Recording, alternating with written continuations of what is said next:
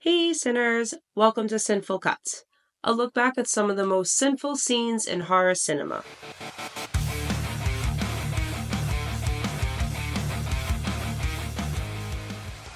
Today we are looking back at a film now celebrating 15 years, and that is 2010's The Crazies.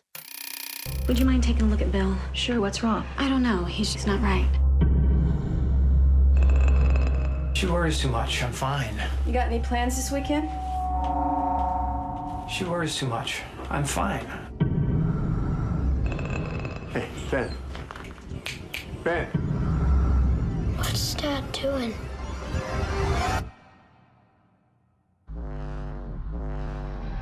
All things wise and wonderful. We're in trouble.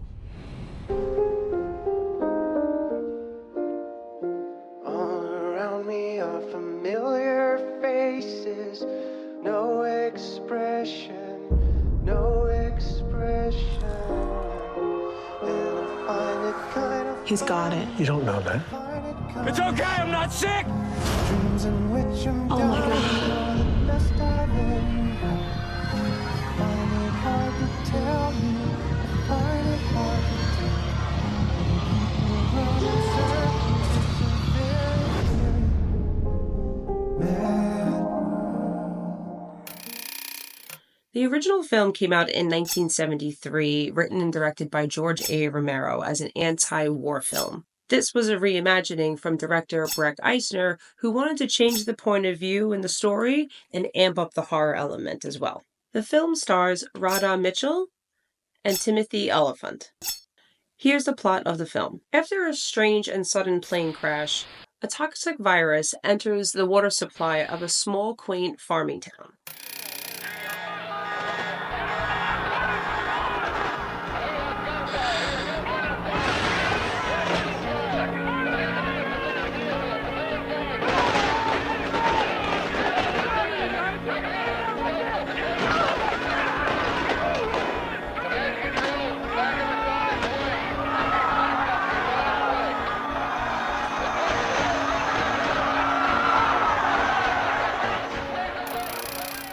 Here are some fun facts about the film.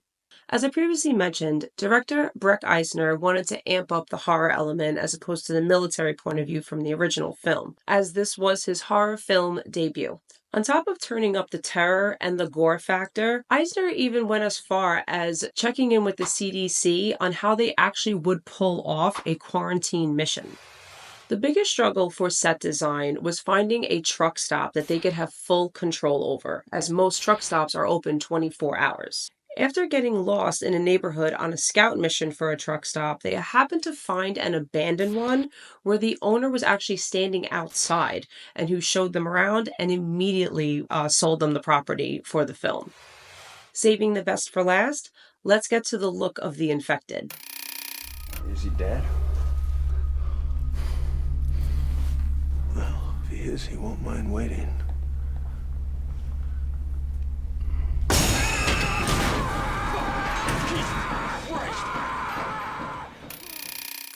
The original design looked too much like zombies, which wasn't what Eisner was going for. So the makeup effects team turned to textbook diseases for inspiration.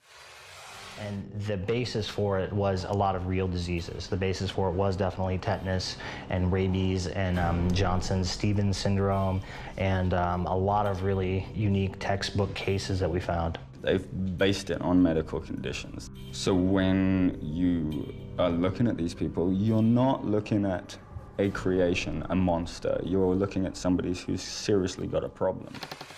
The end result was a mixture of tetanus and rabies. And this would display the disease leaving its host, causing bleeding through the eyes and the skin, which was super gross and super effective.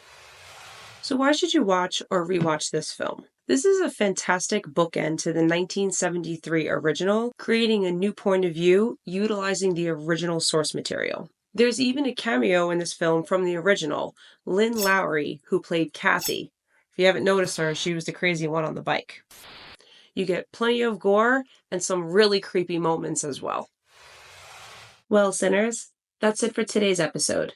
Stay spooky, stay weird, keep the lights on if you're too afraid, but until next time, that's a cut.